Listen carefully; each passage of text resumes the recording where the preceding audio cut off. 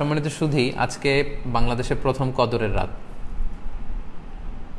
যদিও বাংলাদেশে ২৭ তারিখের রাতটাকে খুব বেশি গুরুত্বের সাথে পালন করে, কিন্তু আসলে রমজানের শেষ দশকের ৫টি বেজর রাতের যে কোনো রাতই কিন্তু কদর হয়ে যেতে পারে।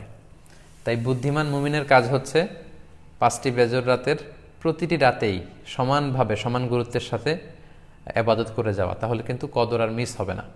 আল্লাহ রাসূল সাল্লাল্লাহু আলাইহি সাল্লাম বলেছেন, মান হুরিমা খাইরাহা ফাকাদ হুরিম।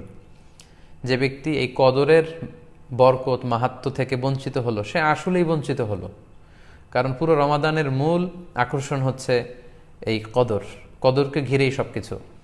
সো এই কদরের বরকত থেকে যারা বঞ্চিত হলো ফাকাদ হুরিম, তারা আসলেই বঞ্চিত। হি ইজ দ্য লুজার, সে আসলেই বঞ্চিত। আমরা বঞ্চিত হতে চাই না, আমরা গেইনার হতে চাই, আমরা বারাকা রহমত হাসিল করে নিতে চাই।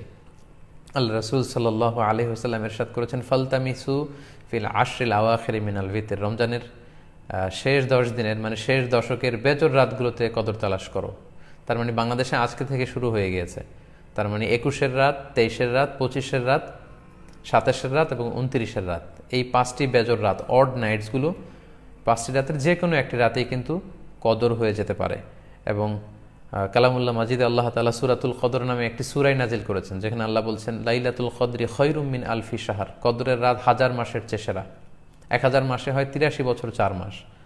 তার মানে আজ রাতে যদি আমরা এবাদতের মধ্য দিয়ে এই রাত্রি কাটাতে পারি, তাহলে ৮৩ বছর ৪ মাস এবাদত করলে যে পরিমাণে সওয়াব পাওয়া যাবে, আল্লাহ তাআলা ঠিক ওই পরিমাণে সওয়াব দিবেন, এটা আল্লাহ বলেননি। আল্লাহ বলেছেন খায়রুম মিন আলফি শাহর, তার চেয়েও বেশি পরিমাণ সওয়াব, ব্লেসিংস, মাহাত্ম্য আমরা অর্জন করতে পারবো। এবং সালামুন হিয়া হাত্তা মাতলাইল ফজর, ফজর পর্যন্ত, রাত থেকে মাগরিবের আজান থেকে শুরু করে ফজর পর্যন্ত পুরো সময়টাই কিন্তু কদরের বরকতময় রাত।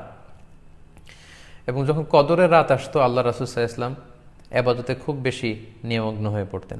সারা বছরের কখনো রাসূল সাল্লাল্লাহু আলাইহি ওয়াসাল্লাম সারা রাত জেগে ইবাদতের কোনো নজির পাওয়া যায় না, শুধু কদরের এই রাতগুলো ছাড়া বা রমজানের শেষ ১০ দিনের এই সময়টুকুন ছাড়া। হাদিস শরীফে এসেছে, ইদা জা আল আশরা আহিয়াল লাইলা ওয়া আইকাযা আহলা ওয়া জাদ্দা ওয়া শাদ্দাল মিইসার।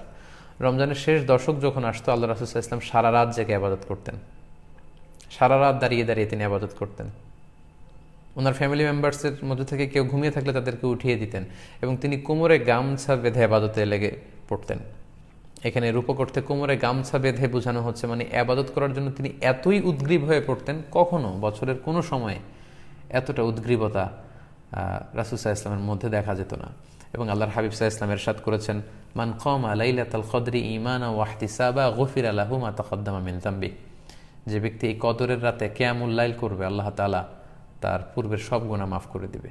তাই কদরের রাতে আপনারা বেশি বেশি কিয়াম করুন, দীর্ঘ সময় দাঁড়িয়ে নফল নামাজ পড়ুন, লম্বা সময় দাঁড়িয়ে থাকুন, লম্বা রুকু করুন, লম্বা সিজদা করুন।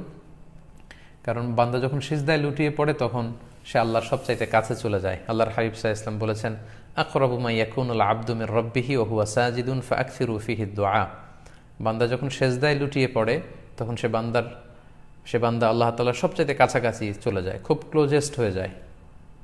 এজন্য সে সময় তোমরা বেশি বেশি দোয়া করো। তাই লম্বা কিয়াম করুন, কোরআন তেলাওয়াত করুন এবং সিজদায় পড়ে আল্লাহর কাছে দোয়া করুন।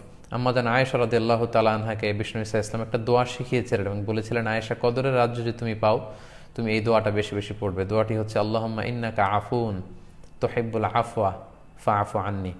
এর মানে হচ্ছে, হে আল্লাহ, আপনি ক্ষমাশীল, নিশ্চয়ই আপনি ক্ষমাশীল, আপনি ক্ষমা করাকে আল্লাহ খুব পছন্দ করেন, আল্লাহ এই বরকতের রাতে আপনি আমাকে ক্ষমা করে দেন। তাই এই দোয়াটি যেন আমরা খুব বেশি বেশি করি। আল্লাহ রাসূল সাল্লাল্লাহু আলাইহি ওয়াসাল্লাম রমাদানের এই শেষ দশকে ইতিকাফ করতেন।